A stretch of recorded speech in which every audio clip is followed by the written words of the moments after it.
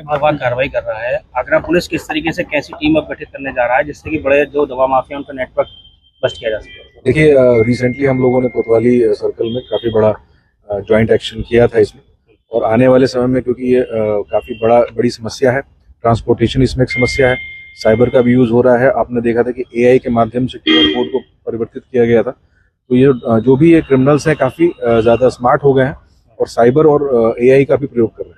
ये सबको देखते हुए जो एडीसीपी साइबर एक्सपर्ट हैं आदित्य, उनके साथ एक टीम एसआईटी को गठन किया गया है, स्पेशल इन्वेस्टिगेशन टीम। और अभी काफ़ी बड़ा सेशन भी किया गया है जिसमें 15 से अधिक विभाग उसमें थे, ड्रग्स वाले, बिजली विभाग, अलग अलग विभाग थे, क्योंकि सभी से कहीं ना कहीं ये जुड़ी हुई चीज़ है।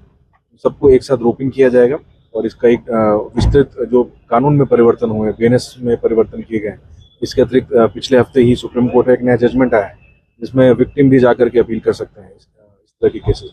तो उन सबको देखते हुए जो कानून में नया परिवर्तन है, 111 बीएनएस है और अलग अलग विभागों के भी अलग अलग कानून हैं, उन सबको देखते हुए एक एसआईटी गठित की गई और उसके अंतर्गत इसमें आगे कार्रवाई की जाएगी और बड़ा भांडाफोड़ आपको देखने को मिलेगा। जो एसआईटी टीम गठित करेंगे, क्या जो रॉ मटेरियल और मशीनरी प्रोवाइड कराने वाले बाहर के जो मास्टरमाइंड है, क्या एसआईटी वहां भी जाके? बिल्कुल, जैसा मैंने आपको बताया कि साइबर और एआई का प्रयोग हो रहा है, तो फॉरवर्ड और बैकवर्ड लिंकेजेस निकाले जाएंगे। ट्रांसपोर्टेशन जैसे कि लेदर रेलवे के माध्यम से किया जा रहा है, लेदर के नाम पे प्रोडक्ट भेजा जा रहा है और अंदर नकली दवाएं।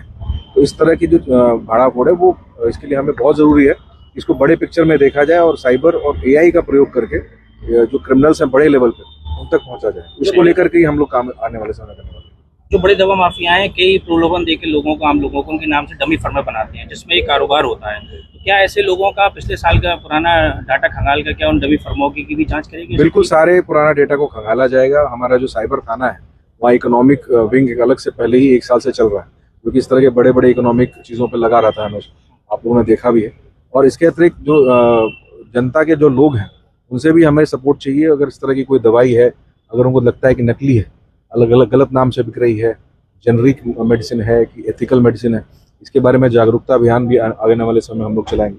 उसको लेकर के एक बड़ा अभियान आगरा पुलिस चलाएगी। तो माना जाए कि आने वाले समय में एसआईटी टीम टॉप 10 दवा माफियाओं की लिस्ट बनाएगी और उनकी संपत्तियों को करेगी? बिल्कुल, इसमें 111 जो बीएनएस आपको बताया ऑर्गेनाइज क्राइम का, 112 बीएनएस है और 107 बीएनएस के अंदर आपको पता ही है कि कोर्ट के माध्यम से किसी की भी संपत्ति पे हम लोग कार्रवाई कर सकते हैं, जो कि पहले सिर्फ 14 एक गैंगस्टर में किया जाता था। और बीएनएस में भी सख्त कानून मिले हैं। उसको लेकर के रिलेवेंट सुप्रीम कोर्ट और हाई कोर्ट के जजमेंट्स भी आज ट्रेनिंग में बताए गए हैं। इन सब का प्रयोग जो भी नई जानकारी अलग अलग विभागों को प्राप्त हुई है उसको हम करेंगे और आने वाले समय में इसमें बड़ी कार्रवाई की जाएगी। हमारे यहाँ जैसे लगातार जुए की तरह का क्राइम करता है, हैबिचुअल ऑफेंडर होता है, बिल्कुल, जैसे महाराष्ट्र में मकोका है और उत्तर प्रदेश में ऐसा कोई कानून के खिलाफ है? बिल्कुल, हम लोग के यहाँ कानून है, उसमें हम लोग काम भी करते हैं।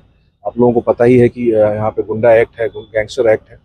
और अब बीएनएस में सबसे अच्छी चीज़ ये है कि 112 बीएनएस में और 107 में आप किसी भी अपराधी की संपत्ति को कोर्ट के माध्यम से आप अगर अपराध से अर्जित संपत्ति उस पर कार्रवाई कर सकते हैं। तो इन सब पे हम लोग आने वाले समय में काम करेंगे।